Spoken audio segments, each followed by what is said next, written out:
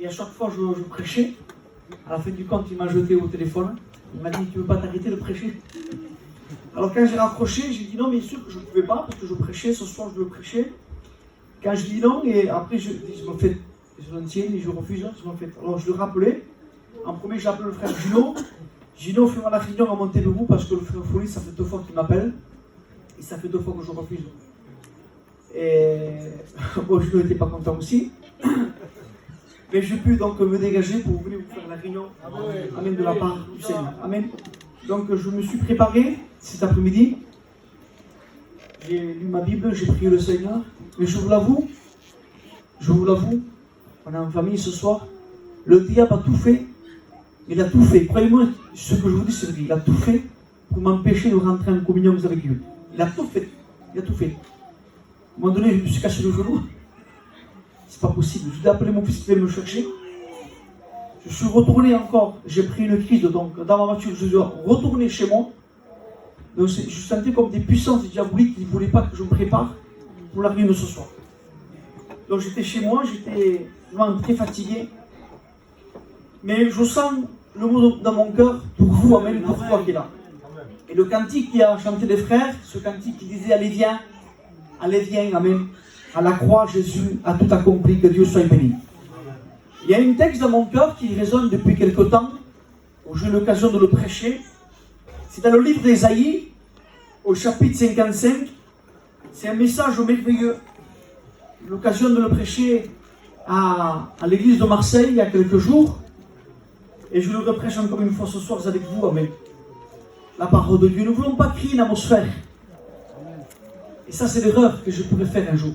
Créer l'atmosphère, créer l'esprit, faire un semblant de pleurer, de crier, de faire les semblants, pour dire au peuple, mouton qu'on prêche. Je veux pas que le diable me trompe. Je veux prêcher la parole de Dieu. Simplement la parole de Dieu. Nous voulons que l'esprit prenne toute la place ce soir. Alléluia. Et lui fait mieux la réunion, mieux que nous. Alléluia.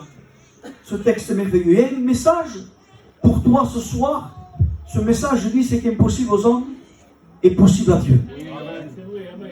Un docteur qui est connu, en Amérique, il est connu, et un jour, il a décidé de prendre l'avion et de partir dans un séminaire, faire un congrès avec tous les docteurs qui étaient connus. Et l'histoire nous dit qu'il prend l'avion, il part, et donc quand il est dans le ciel avec cet avion, il partit dans un séminaire et un congrès, quand il est en haut de l'avion, l'histoire nous dit qu'il y a une tempête, des orages, la pluie, les éclairs, tout qui est contre l'avion. Alors l'avion, bien sûr, ne sait pas comment faire, continuer, arrêter, il ne sait pas comment faire. Et l'histoire nous dit que l'avion va s'arrêter, il va atterrir, il est obligé, il ne peut plus aller plus loin. Parce que le vent est contre lui, la pluie, les éclairs, tout était contre l'avion. Et l'histoire nous dit que l'avion va s'arrêter. Alors le docteur qui est connu, il dit, je vais essayer de louer une voiture et de partir donc à ce congrès, à ce séminaire. Il y a un rendez-vous avec tous les docteurs. Et moi, il faut que j'y sois. Et le docteur, il dit, il prend une voiture, il loue une voiture, il part. Mais quand il part, dans les campagnes, dans les chemins noirs, il fait noir, encore la pluie là, les orages sont là, les éclairs sont là, il ne voit rien. Malgré que les Silois donc marchent en rapidité, mais il ne voit rien. L'histoire dit qu'il ne voit rien. Alors il s'est dit, je veux m'arrêter. À m'arrêter quelques heures, en attendant que la pluie s'arrête, les orages s'arrêtent. Alors l'histoire dit qu'il voit une maison au bout là-bas avec la lumière allumée. Et il y va, il toque la maison. Et quand il frappe, l'histoire nous dit qu'une jeune femme va ouvrir la porte, c'est une chrétienne. Et l'homme il dit, docteur, il dit, madame, auriez-vous la gentillesse de me faire rentrer dans cette maison parce qu'il pleut, je me suis perdu et j'ai peur. J'ai très peur. Et cette chrétienne, il dit, mais rentrez, monsieur. Rentrez chez moi. Et quand il rentre chez elle, bien sûr, cette chrétienne, il prépare la table, il met à manger, des gâteaux, tout ce qu'il faut à boire, tout ce qu'il faut. Et il s'assoit, et le docteur, il va pour manger. Et cette chrétienne lui dit, attendez, monsieur, ne mangez pas. Nous allons prier le Seigneur avant de manger. Nous allons intercéder le Seigneur. Et le docteur la regarde et dit, mais vous croyez encore à ce Dieu, vous, madame? Mais bien sûr, monsieur, je suis une chrétienne, moi, et avant de manger, je veux prier le Seigneur. Alors la chrétienne, l'histoire dit qu'il va commencer à prier le Seigneur. Et le docteur, avec les yeux ouverts, regarde cette chrétienne un peu, avec la bouche ouverte, il dit, mais qu'est-ce qu'il fait? Qu'est-ce qu'il fait? Et c'est la chrétienne qui commence à prier le Seigneur. Et dis, Seigneur, je te loue pour ce repas que tu permets, Seigneur. Pouvoir pour ceux qui n'ont pas, Jésus. Je te loue, je te remercie, Seigneur. Amen. Mais quand il prie comme ça, l'histoire nous dit que le docteur regarde là, il y avait un bébé qui dormait, un enfant de 2-3 ans qui était là dans son lit qui dormait. Mais le docteur reconnaît que l'enfant était malade. Il dit, madame, c'est votre fils? Le bébé là, c'est votre fils? Il dit, oui, c'est mon fils. Il a 3 ans. Et il est malade, il a un cancer généralisé. Il est condamné, il va mourir. Et il dit, mais moi, j'ai prié, mon Dieu. Mais avant de prier, j'ai appelé un docteur qui est connu en Amérique. Mais écoutez, monsieur, alors pour prendre rendez-vous avec lui, c'est impossible. Pour aller à l'hôpital, c'est impossible. C'est impossible de l'avoir. C'est un docteur qui est connu. Il s'appelle John Ariston. C'est impossible de l'avoir. On ne peut pas l'avoir. On ne peut pas avoir rendez-vous avec lui. Tellement compliqué. Et la chrétienne lui dit, monsieur, il dit, mais moi, j'ai prié mon Dieu. J'ai prié mon Père du ciel, afin que Dieu m'amène ce docteur dans ma maison. J'ai prié Dieu, afin que Dieu m'amène ce docteur dans ma maison. Docteur la regarde et dit, madame, je suis John Ariston. Amen. Je m'appelle John Ariston. Amen. Je vais te dire à toi, mon ami qui est là, et c'est dans mon cœur, ce qui est impossible aux hommes, est possible à Dieu. Amen. Le diable sans cesse il fait peur les cœurs. Le diable te dit à toi qui es là, jeune homme, jeune fille, tu n'arriveras jamais. Tu es un mauvais homme, une mauvaise femme. Regarde ce que tu as fait, regarde le péché, regarde ce que tu as regardé, regarde ce que tu as consommé. Ça, c'est l'attitude du diable. Le cœur du diable, c'est justement de te blesser, de te faire du mal et de te dire que tu n'arriveras jamais. C'est son travail à lui, c'est sa nature à lui. Est-ce que tu le comprends ce soir? Un jour, il y avait une histoire que vous connaissez déjà. Il y avait un petit ruisseau là, au bord de la mer, au bord de la rivière, pardon. Et là, il y avait un scorpion qui était là. Et le scorpion, l'histoire nous dit qu'il voulait traverser de l'autre côté du lac. Mais il ne sait pas nager, lui. Il ne sait pas nager. Mais là, il y avait un petit crapaud. Et le crapaud, lui, il sait nager. Alors le scorpion va voir le crapaud. Il dit, crapaud, veux-tu la gentillesse de me traverser sur ton dos, sur l'autre côté du lac? Parce que moi, je ne sais pas nager. Et le crapaud lui répond, il dit, oui, mais si je tombe sur mon dos, tu vas me piquer, toi. Parce que toi, tu es un scorpion, tu vas me piquer, je vais mourir. Et le scorpion me dit, non, mais jamais de la vie je ferai ça, puisque toi tu me rends un service. Je te piquerai jamais. Et le crapaud dit, oui, tu vas me piquer, tu vas me faire du mal, j'en suis sûr que tu vas le faire. Et le scorpion me dit, non, je ne te piquerai pas, promis, promis, ce que je te dis, je ne te ferai pas du mal. Promis. Alors le crapaud cède. Il dit, non. Alors il commence à nager, il commence à nager. Et l'histoire dit quand il est arrivé au bord du lac, au bord de la rivière, l'histoire nous dit que le crapaud va le piquer au crapaud. Le scorpion va piquer le crapaud, pardon. Et le crapaud le regarde, il dit, mais pourtant tu m'avais promis. Tu m'avais dit que tu ne me piquerais pas. Maintenant je veux mourir, je veux venir à moi. Pourquoi tu as fait ça? Tu as dit que tu ne le ferais pas, pourquoi tu m'as piqué? Et le scorpion le répond. Il dit, c'est plus fort que moi. C'est plus fort que moi, je ne peux pas me retenir. J'ai été créé pour ça, c'est ma nature. Il faut que je pique, il faut que je fasse du mal. Le diable veut te faire du mal. Même s'il te promet parfois, je te ferai pas du mal. Goûte, tiens, consomme, regarde, vas-y, profite. C'est risqué, mais c'est faux.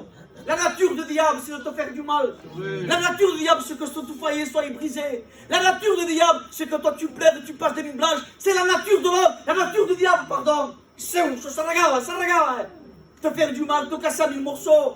Il aime bien ça, lui. Il aime bien que les foyers soient brisés. Il aime bien que tu pleures. Il aime bien quand tu es angoissé. Il est bien quand tu pêches. Il est bien comme ça. Il se regarde, lui. N'écoute pas la voix du diable ce soir. C'est pas une motion ce soir, non. Mais c'est la parole de Dieu. La Bible nous dit dans le livre d'Ésaïe, au chapitre 55. Écoutez bien, ce que la parole de Dieu te dit à toi, jeune homme, jeune fille, à toi ce soir. Tu as un grand privilège, tu es gracié ce soir d'écouter la parole de Dieu. Parce qu'on ne sait pas ce qui peut arriver tout à l'heure. On a parlé avec des hommes à Montebello. J'ai parlé avec un homme à Montebello. Un homme, il n'a jamais fumé, jamais drogué. Un homme de paix. Un homme de joie. Un homme, quand il sortait dehors, ça me faisait la joie de parler avec lui.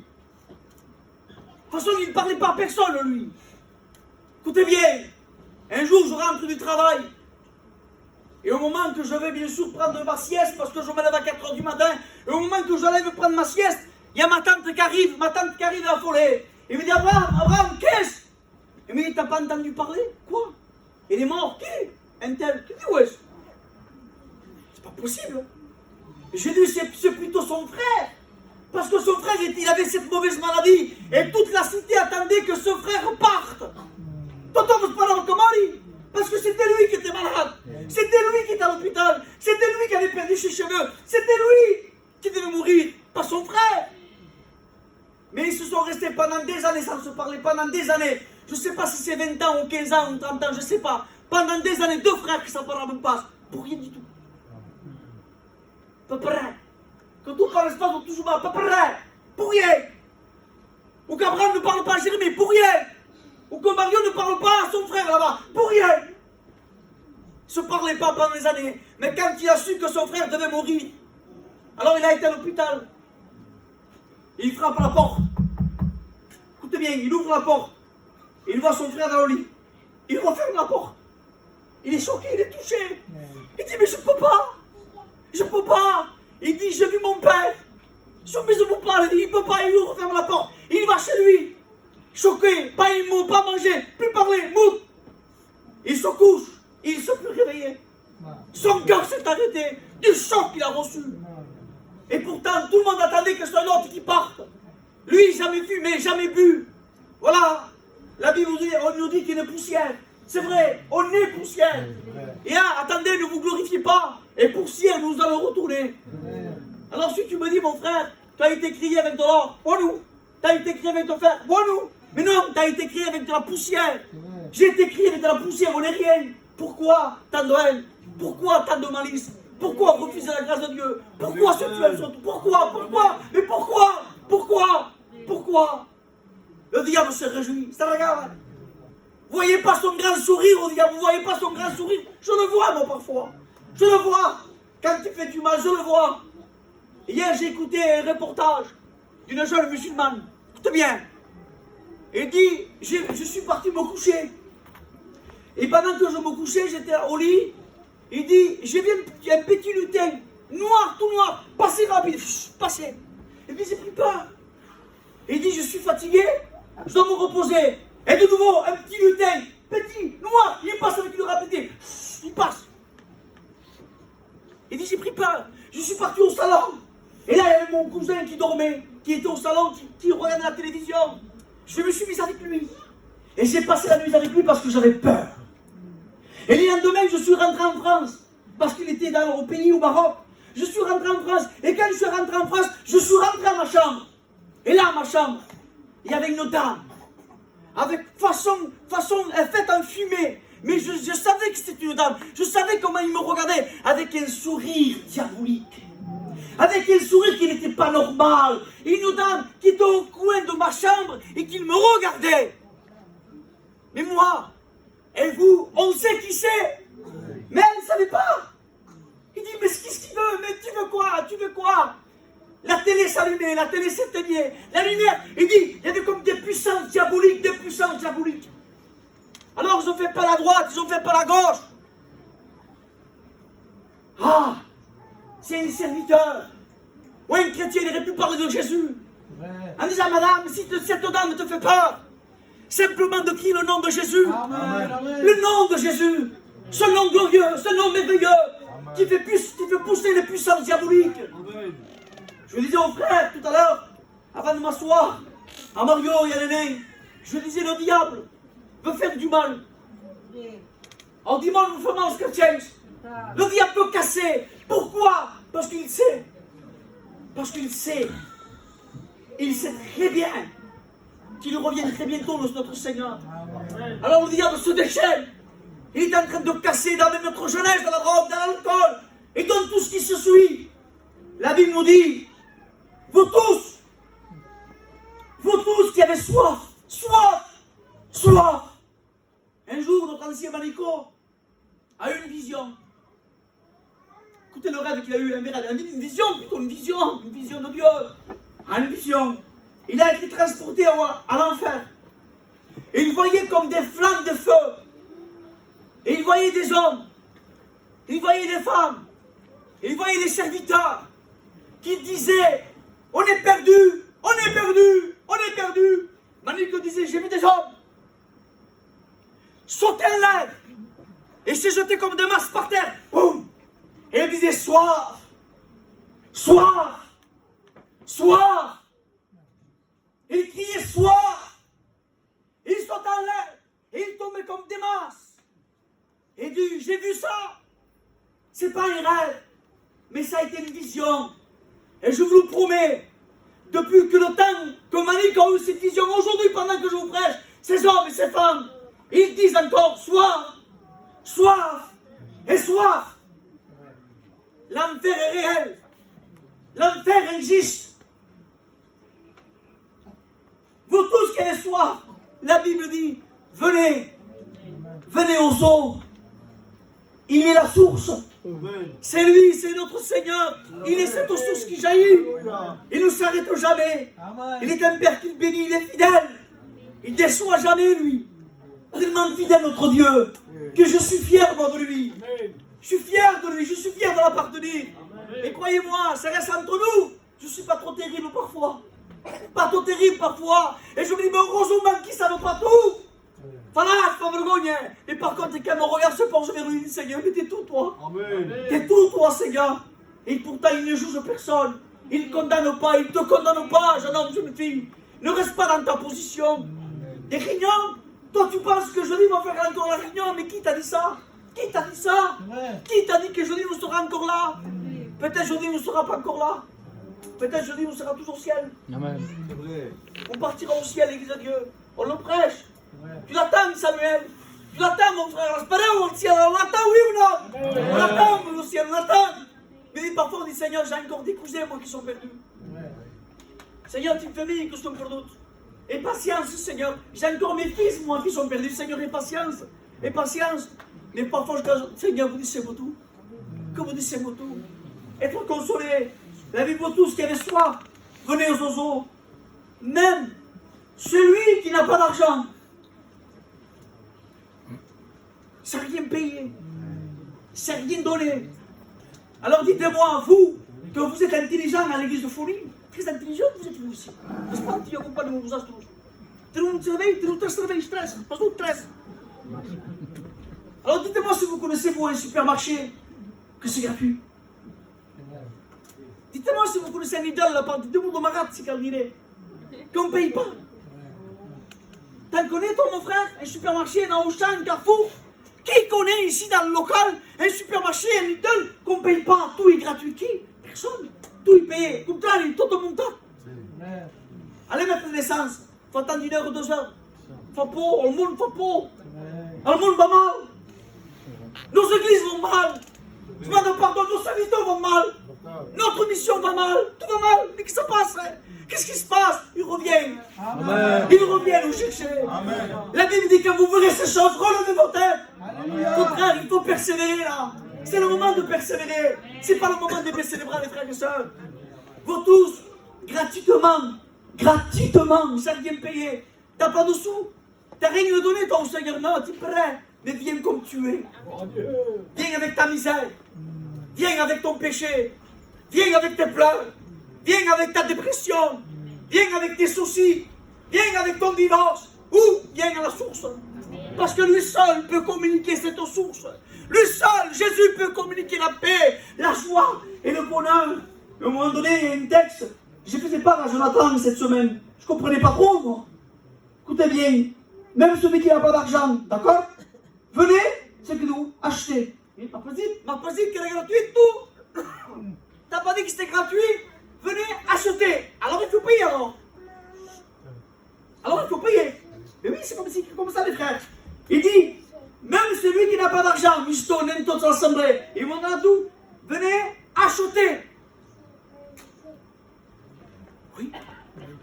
Moi je réfléchissais les frères. À chacun pour donner sa pensée. Hein. Chacun pour donner sa pensée. Mais moi c'est ma pensée. Écoutez bien, c'est mon opinion à moi, je dis bien. Moi je pense que dans ce texte-là, il y a 2 peuples.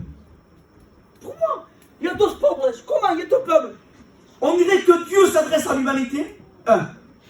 Mais après il dit, venez acheter. Il s'adresse au peuple juif. Ah oui? Oui. Pour moi, je dis bien pour moi, ça ne fait pas une doctrine, mais pour moi, je dis, ce texte-là, il s'adresse au peuple juif. Pourquoi? Parce que la Bible dit que les juifs pourront se sauver. Comment? À quel prix? Au prix de la décapitation. Ils seront sauvés, mais ils seront décapités.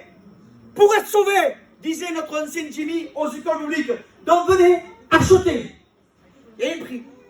Ça c'est pour eux. Ça c'est pour le plus les frères. Il dit venez, achetez, à manger, sans rien payer. Sans rien faire. T'as pas à te faire du mal. T'as pas dit, mais moi j'ai rien donné, mais moi je ne sais pas prier. Comme disait la sœur qui a témoigné, la femme à Blas, il disait, mon mari a reçu le baptême de l'esprit. Mais dis-moi, j'ai pas reçu. T'as rien à faire, t'as pas prié en langue, t'as pas à jeûner, non, rien, comme tu es. Viens comme tu es. Amen. Dans ton état, dans ta misère, dans ton péché, viens à la croix. Amen. Et au moment donné, il dit, venez acheter du vin et du lait. Amen. Amen. Oui. Venez acheter du vin et du lait. Oui. Alors, la Bible a une signification. Il faut la faire parler, la Bible. Alors ça ne vient pas de moi. Hein. Quand ça, blablabla, non, c'est le pasteur qui me l'a dit. C'est tout. Et moi, je vous le dis à vous. D'accord? Il dit, venez acheter du vin et du lait. On sait tous que le vin est symbole du sang. Hein, la nouvelle alliance, c'est le sang. Mais le lait est symbole de quoi? Oui. Parce qu'à un moment donné, il nous dit comme ça, la Bible dit, où coule le lait, le miel. Hein? Où coule le miel, amen, le paradis. Que Dieu soit béni.